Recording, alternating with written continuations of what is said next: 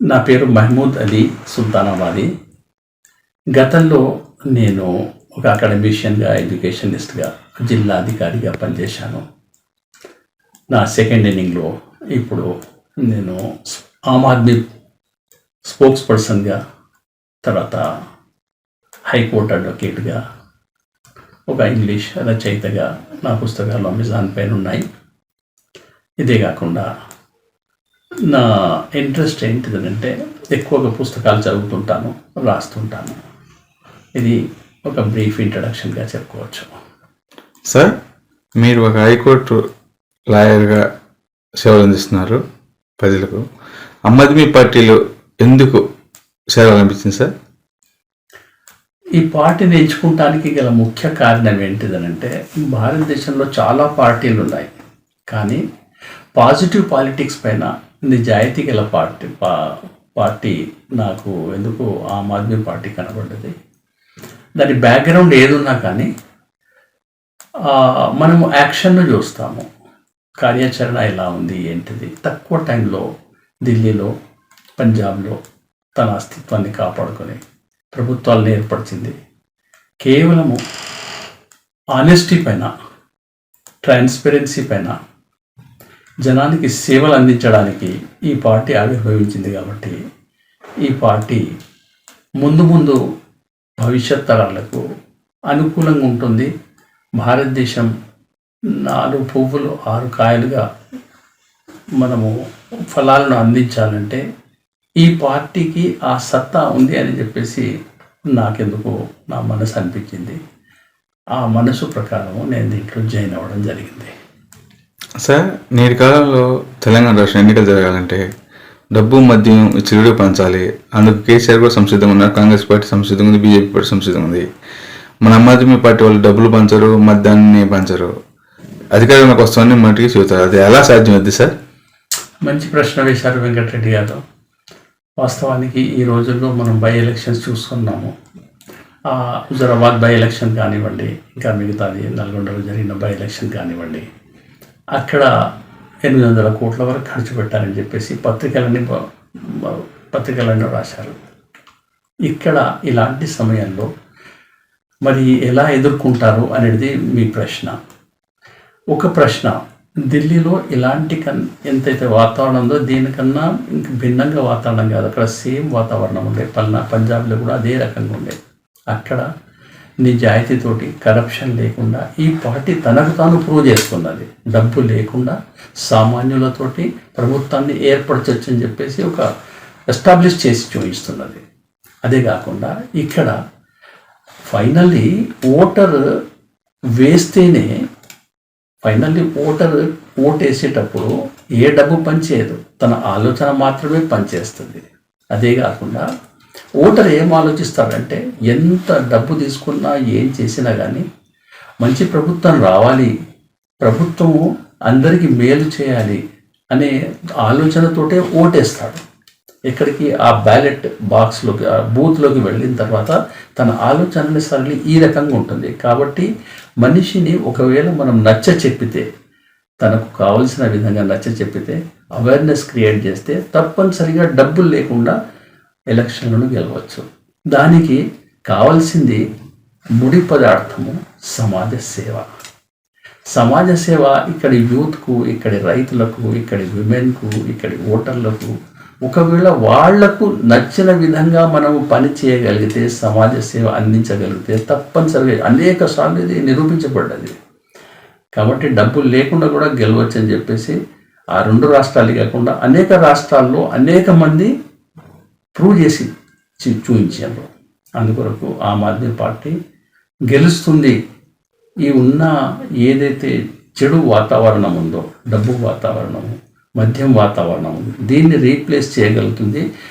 Replace చేయగలిగే సత్తా కేవలము ఆమ్ ఆద్మీ పార్టీకే ఈ రోజుల్లో ఉంది.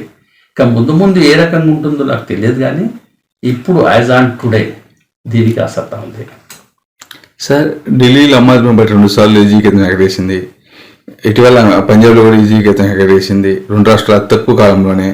నేషనల్ పార్టీగా కూడా ఆమ్ ఆద్మీ పార్టీ గుర్తింపు పొందింది. తెలంగాణపై మీ టార్గెట్ పెట్టారు సార్. అక్కడ విద్యా విధానాన్ని, అక్కడ వైద్య విధానాన్ని ఇక్కడ అధికారంలోకి వస్తే తెలంగాణలో అమలు జరుపుతారు సార్ మీరు? ఓకే, చాలా మంచి ప్రశ్న వేశారు వెంకటరెడ్డి గారు. ఇప్పుడు ఇక్కడ చూడండి, విద్యా విధానం చెప్పిన తర్వాత నేను వైద్య విధానంలోకి వస్తాను. విద్యా విధానము చూడండి, ఏదో ఎట్టికి మనము కట్టిస్తాము, దాంట్లో క్వాలిటీ లేదు. తెలంగాణలో ఏం జరుగుతుందనంటే, క్వాలిటీ లేని విద్య అందించినంత మాత్రాన మార్పు రాదు.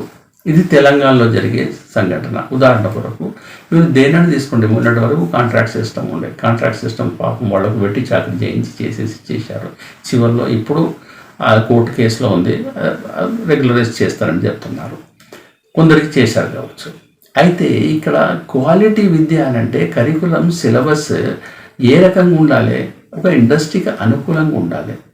ఈ చదువుకున్న పిల్లలందరూ రేపు ఉద్యోగం చేసేటట్టు ఉండాలి. జీవనం వాళ్ళకు 20-30 సంవత్సరాలు, కనీసం 20 సంవత్సరాలు యూనివర్సిటీలలో ఉంచుకొని లక్షలాది రూపాయలు దండుకొని ఫీజుల రూపంలో తీసుకొని ప్రైవేట్ స్కూళ్ళల్లో బయటికి వచ్చిన తర్వాత అతను ఏ ఉద్యోగం చేయడానికి అర్హత లేకుండా పోతుంది. ఇది తెలంగాణ మోడల్. ఈ తెలంగాణ మోడల్ను దీన్ని అక్కడ ఢిల్లీ మోడల్ ఏ రకంగా చేశారు, కేవలం ఇన్ఫ్రాస్ట్రక్చర్ని డెవలప్ చేయలేదు, క్వాలిటీని డెవలప్ చేశారు. ఇప్పుడు మనకు మరి తెలంగాణలో ఏమైతే ఇది సరి చేయబడుతుంది అది నేను చెప్తాను. ఇక్కడ ఇన్స్టిట్యూషన్ ఇండస్ట్రీ లింకేజ్ లేదు.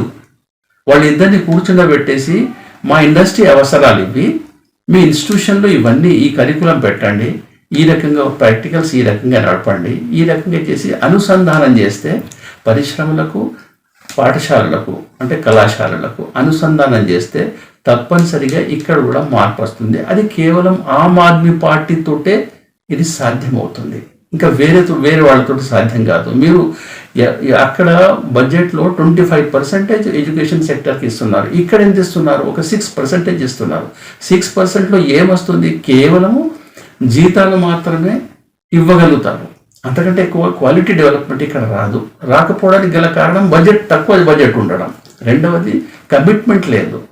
కమిట్మెంట్ ఉంటే తప్పనిసరిగా మార్పు వస్తుంది. ఏదో తక్కువ చదువుకున్న ఒక ఎడ్యుకేషన్ మినిస్టర్ను తీసుకొచ్చేసి ఎడ్యుకేషన్ నడిపితే ఇదే రకంగా ఉంటుంది. సో మార్పు రావాలని అంటే హోలిస్టిక్గా ఓవరాల్గా రావాలి. కానీ ఏదో ఎట్టికరకు మేము ఇది నడుపుతున్నాము, మీకు ఇంత జీతాలు తీసుకోండి, పని చేసుకోండి, మీ పని ఏంటది మీరు చేసుకోండి, మా పని ఏంటది మేము చేసుకుంటామని అంటే మార్పు రాదు. ఇది దీనికి ఎడ్యుకేషన్కి సంబంధించింది. అదే హెల్త్ సంబంధించింది తీసుకోండి. ఎన్ని మెడికల్ కాలేజీలు మీరు పెట్టారు, సరిపోయేంత పెట్టారా లేదా అనేది ఎప్పుడు వస్తుంది, ఉన్న మెడికల్ కాలేజీలలో క్వాలిటీ ఉందా, ఎలాంటి క్వాలిటీ ఎడ్యుకేషన్ ఇస్తున్నారు. మరి అక్కడ కరప్షన్కు ఇప్పుడు హెల్త్ సెక్టర్లో చూడండి, సామాన్యులు కార్పొరేట్ హాస్పిటల్స్లో వెళ్తే దివాలా తీస్తారు. దివాలా తీయడమే కాదు, ఆ చేసిన అప్పులకు వాళ్ళ జీవితాంతం రుణాల్లో మగ్గిపోతారు. మరి వాళ్ళు బయటికి రాలి, వాళ్లకు వైద్యం కాదు, వాళ్లకు రుణ విముక్తి కావాలి. ఇంత ఫీజులు లక్షలాది రూపాయలు, రోజుకు ₹1,00,000, కొన్ని హాస్పిటల్స్ అయితే ₹1,00,000 పెట్టేసి ఇంత హెల్త్ సెక్టర్ కొనుక్కునే స్థితిలో ఇక్కడ జనం ఉన్నారా? వాళ్ళకి ఇట్లా చేసేసి నిండా అంటే తల నిండా వాళ్ళను ముంచేసి చేసేసి వాళ్ళను హెల్త్ సెక్టర్ మేము మంచి చేస్తున్నామనంటే, మెడికల్ కాలేజీలు మేము పెంచుతున్నామనంటే, అసలు ఎండ్ ప్రోడక్ట్ ఏదైతున్నదో హెల్త్ ఉన్నదో అది చీప్గా ఉండాలి, ఈజీగా ఉండాలి. అది ఢిల్లీ వాళ్ళు చేసి చూపించారు. మీరు ఒట్టిగా కాపీ కొట్టడం ద్వారా కాదు, దాంట్లో క్వాలిటీ తీసుకురావాలి, ఒక మనోధైర్యం తీసుకురావాలి. ఉదాహరణ కొరకు అక్కడ ఎంత లాస్ అయినా కానీ 10 లక్షలు 15 లక్షలు అయినా కానీ పర్వాలేదు. వాళ్ళకి ఏంటిదంటే సిక్ అయిపోతే ఆపరేషన్ ఉన్నా ఏదున్నా కానీ వాళ్ళు అక్కడికి వెళ్ళిన తర్వాత మళ్ళీ తిరిగి వచ్చేస్తే వాళ్ళకు మంచి వైద్యం అక్కడ ఢిల్లీలో దొరుకుతుంది. అలాంటి వైద్యము డయాగ్నాస్టిక్స్లో వెళ్తే ఫ్రీ, అక్కడ ప్రతిదీ ఫ్రీ, అన్నీ ఉన్నప్పుడు ఇక్కడ ఎందుకు సాధ్యం కాదు? అది తప్పనిసరిగా సాధ్యమవుతుంది. ఈ కార్పొరేటీకరణ ఏదైతే జరుగుతుందో అది ఎడ్యుకేషన్లో కావచ్చు, అది హెల్త్లో కావచ్చు, వీటిని తగ్గించి పబ్లిక్ సెక్టర్ను స్ట్రెంథన్ చేసేసి క్వాలిటీ పెంచితే తప్పనిసరిగా డెవలప్మెంట్ వస్తుంది. ఈ డెవలప్మెంట్ శాశ్వతంగా ఉంటుంది. కాకపోతే ఇప్పుడు నెక్స్ట్ ఎలక్షన్ల కొరకు ముందు, ఎలక్షన్లో 1 year ముందు అన్ని ప్రకటన చేసేసి స్కీమ్లు పెట్టేసి అన్ని పనిచేసి ఏదో గెలుస్తాం అనుకోవడం అది సరైంది కాదు. ప్రజలందరూ గ్రహిస్తారు. గ్రహించేసి మొత్తం ఇన్ని సంవత్సరాలు చేయలేదు, ఇప్పుడు 1 year ముందే పొలిటికల్ మైలేజ్ కొరకు చేస్తారా అని చెప్పేసి వాళ్ళు ఈజీగా గ్రహిస్తారు దాన్ని. ఉదాహరణ కొరకు వైద్యం గురించి ఒక విషయం చెప్తాను. ఎంప్లాయీస్, పెన్షనర్స్ ఉన్నారు. వాళ్లకు ఇప్పటి వరకు మొత్తం ఇన్ని సంవత్సరాల నుంచి మన హెల్త్ కార్డ్ ఇచ్చేసి వాళ్ళకు ప్రైవేట్ కార్పొరేట్ హాస్పిటల్స్లో వాళ్ళకు లేదు, ఛాన్స్ లేదు. అక్కడ వాళ్ళు క్లోజ్ చేసేసారు. మీరు డబ్బులు కట్టండి, లోపల రండి. కేవలం తన దగ్గర 30 సంవత్సరాలు 3 decades పనిచేసిన వాళ్ళకే మీరు ఈ వైద్యం సరిగ్గా అందించడం లేదు. ఇక సామాన్య జనం ఎక్కడెక్కడ ఉంటారు? ఇదంతా జనం గ్రహిస్తున్నారు. ఇది అర్థం చేసుకోవాలి. ఇది సార్ ఇవాళ విపక్షాల మీటింగ్ జరిగింది. అంటే బీజేపీకి వ్యతిరేకంగా కూటమి జరగాలని, ఆ కూటమికి కాంగ్రెస్ పార్టీ సారథ్యమా ఏ పార్టీ సారథ్యం జరిగేది ఏదైనా తర్వాత సంగతి. ఇవాళ విపక్ష పార్టీలో బెంగళూరులో సమావేశం జరిగింది సార్. ఆ సమావేశం మీ పార్టీ కూడా ఆహ్వానించారు, మీ పార్టీ ప్రతినిధులు పాల్గొన్నారు. వీటిపై ఈ మీటింగ్ పైన మీ పార్టీ కామెంట్ ఏమి సార్? ఇప్పుడు ఇక్కడ చూడండి, ఇది చారిత్రక అవసరం. ఇది ఇప్పుడు ఏదైనా కానివ్వండి, నేను దేశం మొత్తంలో అందరిపైన, నా ఒక్క బీజేపీ కాకుండా మిగతా వాటన్నిటిపైన ఈడీ, సిబిఐ వాళ్ళని ఏజెన్సీలను వాడుకొని చేసేసి వాళ్ళని గురి చేసేసి వాళ్ళకు అల్లుకల్లోలం చేసేసి వాళ్ళను జైలుకు పంపుతాను, బెయిల్ లేకుండా చేస్తానని చెప్పేస్తే ముందు బీజేపీ దగ్గర వాళ్ళు చేయవలసింది ఏంటిదంటే, మీ వాళ్ళపైన ఇప్పుడు లోక్సభలో, పార్లమెంట్, రాజ్యసభ, లోక్సభలో ఎంతమంది క్రిమినల్స్ ఉన్నారనేది ఏడీఆర్ చెప్తున్నది. 43% పైన ఉన్నారు. ఇంతమంది క్రిమినల్స్ నీ దగ్గర ఉంచుకొని వేరే వాళ్ళపైన గురి నేను ఇబ్బంది పెడతానంటే, ఫస్ట్ నీ వాళ్ళను చక్కగా చేసేసి కరప్షన్ నీ పార్టీలో లేకుండా చేసేసి మిగతా వాళ్ళపైన వేసేస్తే జనం ఒప్పుకుంటారు దానికి. మేమేమో ఏంటిది మా పార్టీలను వదిలేస్తాము, మిమ్మల్ని ఇబ్బంది పెడతామనంటే ప్రజలు మూర్ఖులు కాదు కదా, అర్థం చేసుకుంటారు కదా. అదే కాకుండా మొత్తము దేశం మొత్తంలో హిందూ ముస్లిం రాజకీయాలతోటి ద్వేషాన్ని పెంచేసి దాని ద్వారా రాజకీయం చేసి పొలిటికల్ మైలేజ్ తీసుకుంటానంటే, నువ్వు ప్రమాణం చేసేసి ఏది రాజ్యాంగం పైన ప్రమాణం చేసేసి దీనిలోకి వచ్చావు. వచ్చినప్పుడు నీ బాధ్యత ఏంటిది? అందరినీ ఒకేలాగా చూడొద్దా? అంత నాటకాలు చేయడం ఎందుకు? మేము ఒకే చట్టము, ఒకే దేశంలాగా మీరు చేస్తానంటున్నావు కదా. అలాంటప్పుడు ఈ విద్వేష రాజకీయాలు ఎందుకు చేస్తున్నావు? నీకు నమ్మేటట్టు లేదు. ఇప్పుడు తను మాట్లాడే పద్ధతి, ఆచరణ చేసే పద్ధతి, ఈ రెండు మ్యాచ్ ఇవ్వడం లేదు. ఆచరణలో సాధ్యం కాదు అది. ఎందుకనంటే తను ఏదైతే ఆచరణ చేస్తున్నాడో అదే మాట్లాడుతున్నాడు అంటే జనం ఒప్పుకుంటారు. ఆచరణ చేసేటిదేమో విద్వేష రాజకీయాలు, మాట్లాడేటిదేమో మొత్తము చాలా గొప్ప గొప్ప మాటలు మాట్లాడి మేము ఇది చేస్తాము, అది చేస్తాము, ఒకే సివిల్ లా పెడతాము, యూనిఫామ్ సివిల్ కోడ్ పెడతాము, ఈ రకంగా చేస్తాము. అంటే నువ్వు చెప్పే ఆచరణ చేసేది చెప్పే మాటలకు పొంతన లేదు. అందుకొరకు జనం దానికి అంటే నమ్మడం లేదు. మొత్తము ఈ దశకు రావడానికి బీజేపీని నమ్మకపోవడానికి గల కారణం ఏంటిదనంటే, తను ఇప్పటివరకు ఎన్ని హామీలు ఇచ్చినా అన్ని అబద్ధాల రాజకీయాలతోటి నేను నడుపుతాను, మళ్ళీ మంచి మాటలు మాట్లాడతాను అంటే ప్రజలు మూర్ఖులా? అర్థం చేసుకోరా? ఈజీగా అర్థం చేసుకుంటారు. సార్, ఇప్పుడు దేశంలో సర్వాత్మకంగా చర్చ జరుగుతుంది పల్లెటూరు జనాలతో సహా. యూనిఫామ్ సివిల్ కోడ్ అని, యూనిఫామ్ సివిల్ కోడ్ వల్ల లాభమా నష్టం సార్ ప్రజలకి? చూడండి, చట్టము ఏదైతే పెట్టినరో ఆ రోజున 1948లో యూనిఫామ్ సివిల్ కోడ్ పెట్టాలి అని ఆదేశిక సూత్రాల్లో పెట్టినరు, డైరెక్టివ్ స్టేట్ ఆఫ్ పాలసీలో. అయితే దాంట్లో పెట్టినరు, కానీ దాని ఉద్దేశం మంచిదే. ఆ రోజు వాళ్ళు చేయలేకపోయారు. కానీ ఇప్పుడు నీ ఆచరణ సెట్ చేసేసి ఇదంతా మాట్లాడాలి. నీ ఆచరణ ఏమో శుద్ధ అబద్ధము, అంటే మోసాలు చేయడము, అటు దళితులను మోసాలు చేయడము, ఇటు మైనారిటీలను మోసాలు చేయడము, భయాన్ని సృష్టించి భయంతో మొత్తము నా పాలన చేస్తాను అని చెప్పేసి ఈ రకంగా చేయడం ఇది కరెక్ట్ కాదు. ఎందుకనంటే ఏదైనా ఒక మంచి పని చేయాలనుకుంటే ఫస్ట్ నీ నడవడిక బాగుండాలి. నీ నడవడిక కరెక్ట్ లేదు కదా. కరెక్ట్ లేనప్పుడు ప్రజలు ఎట్లా నమ్ముతారు? నమ్మడానికి వీల్లేదు. సో ఈ అబద్ధాలు చెప్పే ప్రైమ్ మినిస్టర్ అనే ఒక మాట వచ్చేసింది. ఎంత చెడ్డ మాట అది దేశానికి, ప్రపంచానికి. ఇక్కడ విద్వేష రాజకీయాలతో ప్రపంచంలో భారతదేశం యొక్క ఏంటిదంటే ఆ గొప్పతనము పడిపోయింది. అంటే బయట వాళ్ళు వచ్చేసి ఇక్కడ ఇంటర్ఫియర్ అయ్యి ఇక్కడ యూరోపియన్ యూనియన్లో వ్యతిరేకంగా భారతదేశం చేసే రాజకీయాలకు వ్యతిరేకంగా పార్లమెంట్ పాస్ చేసిందని అంటే ఎంత చెడ్డగా ఉన్నావన్నట్టు లెక్క. అంటే దీంట్లో మా అంతర్గతం దాంట్లో మీరు అడగొద్దు, మీరు చేయొద్దని అంటే నేను చేసేది ఇక్కడ జనాన్ని నొక్కి జనాన్ని అణిచి చేసేసి పాలిస్తాను, ప్రపంచం మొత్తం మీరు మాత్రం మమ్మల్ని అడగొద్దనంటే ఈ దుష్ట పాలన కాకుంటే ఇంకేం పాలన ఇది? సార్ ఇప్పుడు ఢిల్లీలో మన పార్టీ అధికారం ఉంది, పంజాబ్ అధికారం ఉంది. కేజ్రీవాల్ సార్ అంటే సామాన్యుడైన ముఖ్యమంత్రి అని దేశం మొత్తం పేరు వచ్చింది. కానీ లిక్కర్ స్కామ్లో ఆ పార్టీ ఉప ముఖ్యమంత్రి మనీష్ సిసోడియా అరెస్ట్ అయింది సార్. ఇది కావాలని చేశారని మీ పార్టీ ఆరోపణ. కానీ ఆధారాలతో లేకపోతే అరెస్ట్ చేస్తారు సార్. దీనిపై మీ పార్టీ కామెంట్ ఏంటి సార్? ఇప్పుడు ఒక విషయం చూడండి, వీళ్ళు ఏం చేస్తున్నారు, ఒక టార్గెట్ చేసినారు. నాకు శత్రువులు ఎవరు, నాకు వ్యతిరేకంగా ఎవరు వస్తున్నారు, వాళ్లను ఈ మొత్తము నేషనల్ సెక్యూరిటీ యాక్ట్ కింద, యుఏపిఏ కింద, ఆర్మ్స్ యాక్ట్ కింద ఈ రకంగా వాటిలో బెయిల్ దొరకని చట్టాల కింద లోపల తీసుకొచ్చేసి వాళ్ళని లోపలికి వేయడం, ఇది తను అనుకునే దాంట్లో సఫలీకృతమైంది. అంటే భయాన్ని సృష్టించడం, పంపడం. ఇప్పుడు ఈ రకంగా తీసి చూస్తే ఉదాహరణ కొరకు నేను ఒక ప్రశ్న నేను అడుగుతాను. ఇప్పుడున్న ప్రైమ్ మినిస్టర్ ఉన్నారు. ప్రైమ్ మినిస్టర్లో గుజరాత్లో జరిగిన అల్లర్లకు ఇప్పటివరకు ఏమైనా సమాధానం వచ్చిందా? ఎంతమంది చనిపోయారు? దానికి బాధ్యత వహించిందా? బాధ్యత వహించలేదు కదా. మరి నీ ముడి కిందనే ఇన్ని సమస్యలు ఉన్నాయి. మరి వేరే వాళ్ళను అంటే ఒక మంచి నీట్ అంటే క్యారెక్టర్ గల వాడికి లోపల చేసేసి ఏం మెసేజ్ ఇవ్వదలుచుకున్నారు?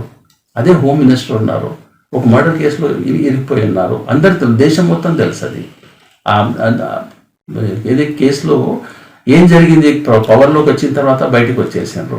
అంటే క్రిమినాలిటీ అనేది మీరు చేయొచ్చు, కానీ మిగతా వాళ్ళకి ఇన్నోసెంట్స్లను తీసుకువెళ్ళి ఈ జైలు పాలు చేసేసి ఏదో లిక్కర్ స్కామ్ అని చెప్పేసి ఒక పేరు పెట్టేసి దాంట్లో ఏమైనా ఉంటే ప్రూవ్ చేయమనండి.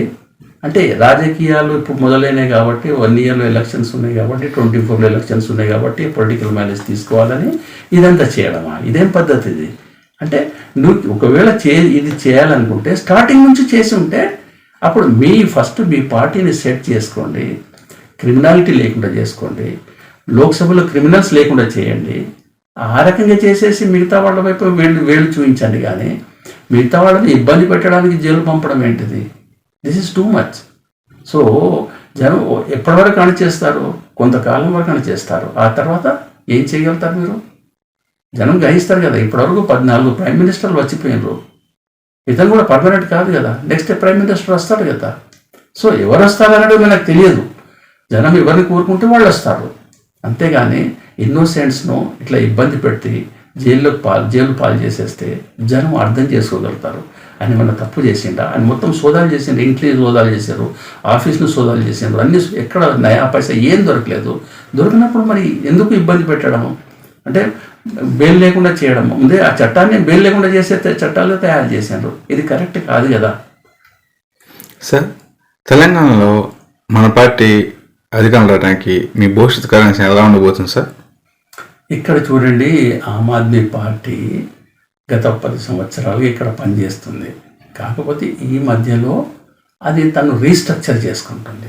రీస్ట్రక్చర్ చేసుకున్న తర్వాత ఇప్పుడు జనంలోకి పోతుంది. ఇవాళ మీరు ఎవరైనా చదువుకున్న వ్యక్తిని మీరు అడగండి, ఆమ్ ఆద్మీ పార్టీ గురించి మీరు ఏం చెప్తారంటే చాలా మంచి పార్టీ, నిజాయితీ గల పార్టీ అని చెప్పేసి ప్రతి చదువుకున్న వాళ్ళందరిలో ఉన్నది.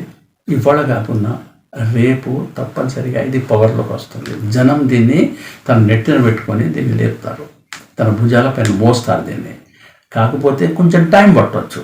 దీన్ని మొత్తంలో ఈ డబ్బు మద్యం ఏదైతే ఈ నడుస్తుందో ఆ నడిచిన దాంట్లో కాస్మెటిక్గా అంటే ఆకర్షించడానికి కొంత టెంపరీగా పనిచేసి ఉండొచ్చు, కానీ లాంగ్ రన్లో మాత్రము ఇలాంటి పార్టీ మనకు ప్రతి సమస్యకు సమాధానం ఇవ్వగలుగుతుంది. కరప్షన్ లేకుండా చేసే పార్టీ, కరప్షన్కు వ్యతిరేకంగా పోరాడే పార్టీ ఏదైనా ఉన్నదనంటే కేవలము ఆమ్ ఆద్మీ పార్టీ.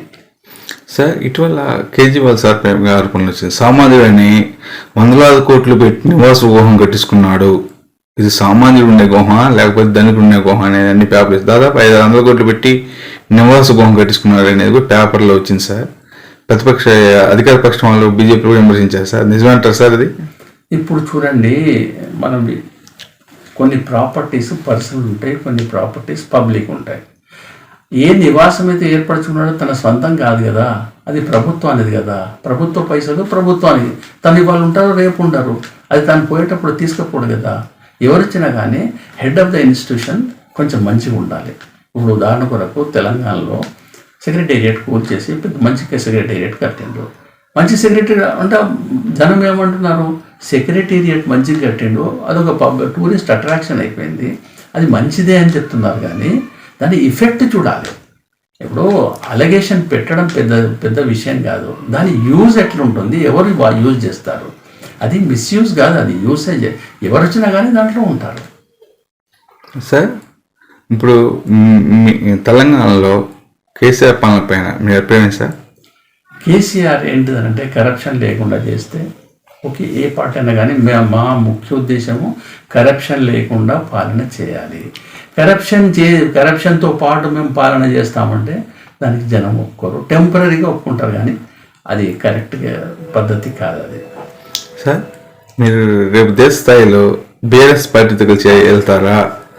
ఇటీవల కేజ్రీవాల్ సార్ కూడా 2 సార్లు కేసీఆర్ని కలిసిపోయింది సార్, దానికి సంకేతం అనేది ప్రజలు ఉన్నారు, నిజం అంటారు సార్? ఇది కరెక్ట్ కాదు.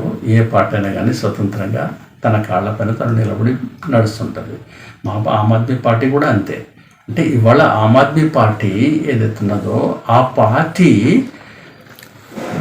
ఏది కరప్షన్కు వ్యతిరేకంగా లేచిన పార్టీ. బీఆర్ఎస్ కరప్షన్కు ఏమిందో జనం చెప్తారు. అంటే కాళేశ్వరం ప్రాజెక్టు ఏం జరిగింది, ఇంకా మిగతా పార్టీలలో మిగతా విషయాలలో ఏం జరిగింది అనేది జనంకు తెలుసు. కాబట్టి ఏ 2 పార్టీలు ఒకేలాగా వెళ్ళడం కరెక్ట్ కాదు, అది చెప్పడం కూడా కరెక్ట్ కాదు. ఎందుకనంటే ఉద్దేశాలు వేరు, ఆచరణ వేరు, పద్ధతి వేరు. కాబట్టి ఒక వేదికను పంచుకున్నంత మాత్రాన ఐడియాస్ ఒకటి కాదు, ఐడియాస్ వేరు. సార్ ఇప్పుడు ఢిల్లీలో ఉన్న పోలీసు, ఇప్పుడు ఏ రాష్ట్రం పోలీసు యంత్రాంగం ఆ రాష్ట్ర ముఖ్యమంత్రి చేతిలో ఉంటుందండి. ఆ రాష్ట్ర ముఖ్యమంత్రి పరిధిలో ఉంటుంది, వాళ్ళు చెప్పినట్టు దాదాపు వినాల్సి వచ్చింది. కానీ ఢిల్లీలో మరి అందుకు వ్యతిరేకంగా ఢిల్లీ పోలీస్ యంత్రాంగం మొత్తం కేంద్రం చేతిలో ఉంటుంది అనేది జనాలకు మనగా తెలియదండి. అది కేజ్రీవాల్ వచ్చినాక తెలిసిపోయింది సార్. ఢిల్లీలో పోలీస్ యంత్రాంగం కేంద్రం చేతిలో ఉంటుంది అనేది. దీనిపై కోర్టులు కూడా రాష్ట్రం చేతిలో ఉండాలని చెప్పినా కూడా వాళ్ళు బీజేపీ వాళ్ళు ఇంట్లేదు కదా సార్, దానిపై మీ కామెంట్ ఏంటి సార్? ఇది చూడండి, ఎవరైనా కానీ నిరంకుశత్వం ఎక్కువ రోజులు నిలబడదు. అది మేము ఏంటిది డామినేట్ చేసేసి దాదాగిరి చేసేసి మేము నడుస్తామనంటే అది ఎక్కువ కాలం నిలబడలేదు అది. కాబట్టి కొంత ఇబ్బంది కలుగుతుంది, ఇబ్బంది పెడుతున్నారు, కానీ లాంగ్ రన్లో అది నిలబడదు. అది లాంగ్ రన్లో జనం ఇప్పుడు ఎంత నష్టం జరిగినా, ఇన్ని వరదలు వచ్చినా అక్కడ చేసినా కానీ అవి మంచిగా చేస్తున్నాడు అని చెప్పేసి జనం అక్కడ చేస్తున్నారు. కేజ్రీవాల్ పాలన చాలా బాగుందని చెప్పి అసలు యాక్చువల్లీ వరద రావడము, వరదతోటి ముంచడము చేయడము అదంతా ఆర్టిఫిషియల్గా క్రియేట్ చేసిన విషయం, అది బీజేపీ ద్వారా నడిచిన విషయం. అది అలాంటి విషయాన్ని కూడా జనం గ్రహించారు. ఈ రకంగా చేసిండు, ఈ బద్మాష్టనంతో ఈయన ఏం చేయలేడు. కాబట్టి ఆయన బీజేపీకి నష్టమే జరిగింది, కానీ ఏం జరగలేదు. ఇప్పుడు ఆమ్ ఆద్మీ పార్టీకి ఇంకా బలం పుంజుకున్నది, చాలా రెట్లు పుంజుకున్నది.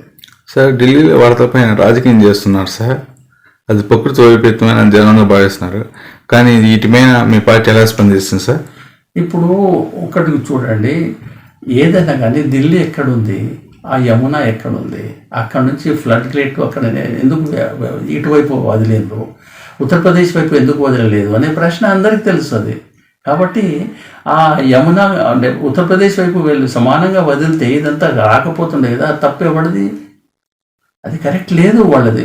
ఎన్ని ఉత్తరాలు రాసినా కానీ సెంటర్ రాష్ట్రాలకు యాంటీ ఫెడరలిజం పాటిస్తున్నది ఏది సెంటర్. సో అది కరెక్ట్ కాదు. అది మన రాజ్యాంగము యూనిటరీ ఫెడరల్ రెండింటి కలిపేది. నేను కేవలం యూనిటరీ నేను చెప్పినట్టే అందరూ వినాలంటే అది కరెక్ట్ కాదు కదా. అది ఆ పద్ధతి దాని కొరకే ఈ సమస్య వచ్చింది. ఫెడరలిజం ఇప్పుడు ఈ మీటింగ్ ఉన్న ఇవాళ జరిగిన మీటింగ్ కూడా దాని గురించే. ఫెడరల్ స్టేట్స్ను కాపాడుకోవాలి, భారత రాజ్యాంగాన్ని కాపాడుకున్నట్టు, దేశాన్ని కాపాడుకున్నట్టు. సార్ ఇప్పుడు యువత మొత్తం దేశంలో కేజ్రీవాల్ ప్రధానమంత్రి కావాలనేది ఒక ఊపు వచ్చిందండి. ఈ ఊపు ఎన్నికల దాకా ఉంటుందో మీరు భావిస్తున్నారు సార్? చూడండి, ఎవరు ప్రైమ్ మినిస్టర్ అవుతారు, ఎవరు కాదనేది మన దగ్గర అంతిమ నిర్ణయం చేసేవాళ్ళు ప్రజలు. ప్రజలు కోరుకుంటే ఏది క్లైమేట్ చేంజ్ అవ్వడానికి ఎంత టైం పడుతుంది? మన సమ్మర్ నుంచి రెయిన్స్ రావడానికి ఎంతకాలం పడుతుంది? 3 monthsలో మొత్తం క్లైమేట్ చేంజ్ అయిపోతుంది. అలాంటప్పుడు పొలిటికల్ క్లైమేట్ ఎందుకు చేంజ్ కాదు? అది ఒకవేళ జనం కోరుకుంటున్నారంటే తప్పనిసరిగా జరుగుతుంది అది. సార్ మీరు ఎమ్మెల్యేకి పోటీ చేసే ఆలోచన సార్? పోటీ ఎక్కడి నుంచి పోటీ చేసుకున్నారు సార్? అంటే నా మనసులో ఇంతకుముందు నేను ఎమ్మెల్సీగా పోటీ చేసింటే ఇది హైదరాబాద్ రంగారెడ్డి మహబూబ్ నగర్ నుండి అనుభవం ఉంది. ఈసారి జూబ్లీ హిల్స్ నుండి పోటీ చేయాలని నా మనసులో ఉంది సార్. ఒకవేళ పార్టీ దానికి అనుకుంటే, పార్టీ నన్ను ప్రోత్సహిస్తే తప్పనిసరిగా పోటీ చేస్తాను. సార్ ఇప్పుడు తెలంగాణలో మీ పార్టీ ఎన్నికల మేనిఫెస్టో ఏ మేనిఫెస్టోతో ఎన్నికలు చేస్తారు ప్రజల అవసరానుగుణంగా? ఇప్పుడు మాకు మెయిన్ ఏజెండా వచ్చేసి అవినీతి పూడ్చేయడము, అవినీతి లేకుండా చేయడమే ప్రధాన ఏజెండా. రెండవది విద్య, వైద్యం, ఇవి రెండు కూడా క్వాలిటీ విద్య, క్వాలిటీ ఎడ్యుకేషన్ సామాన్యుడికి అందుబాటులోకి తీసుకురావడము. ఈ అతి సామాన్యమైన వ్యక్తి ఢిల్లీలో రిక్షా వాడి కొడుకును, ఒక ఐఏఎస్ ఆఫీసర్ కొడుకు, ఒక జడ్జ్ కొడుకు, ఒక కమిషనర్ కొడుకు అందరు సమానంగా ఉన్నారు అక్కడ. అలాంటి తెలంగాణలో రావాలని రావడమే నా కోరిక. సార్ దేశ సంపద మొత్తాన్ని ప్రధాని నరేంద్ర మోడీ గారు సారు ఆదానికి అమ్మాయిని పంచిపెడుతున్నారు అనేది మీ పార్టీ కూడా ఆరోపిస్తుంది. దీనివల్ల భవిష్యత్తులో చాలా ఇబ్బంది జరుగుతుందని కూడా, ఆర్థిక వ్యవస్థకు పెనుముప్పు రాబోతుందని కూడా అంటున్నారు. దానిపై మీ కామెంట్ ఏంటి సార్? ఇప్పుడు ఒకటి చూడండి, మొన్న ఇంతకుముందు హిండెన్బర్గ్ రిపోర్ట్ వచ్చింది. ఆ రిపోర్ట్ వాళ్ళు బయటపెట్టిన తర్వాత ఇంత మొత్తంలో జరిగిన తర్వాత ఇక్కడ ఓడరేవులు, ఇక్కడ ఎయిర్పోర్ట్లు, ఇక్కడ ప్రతిదీ ఎల్ఐసి, అసలు ఇక్కడ సంపదను మొత్తము ఒక వ్యక్తికి అంటబెట్టడము, అది దేశానికి పెనుముప్పు, ప్రమాదం అది. సో మరి ఆ రకంగా చేయడము, తను అవినీతి పరులు అని చెప్పేసి వేరే వాళ్ళు చెప్తున్నారు. మరి మీ లోపలనే మీరు ఒక వ్యక్తికి ఇవన్నీ అంటగడుతున్నారంటే జనం గ్రహిస్తలేదా? జనాన్ని పిచ్చివాళ్ళ వీళ్ళు.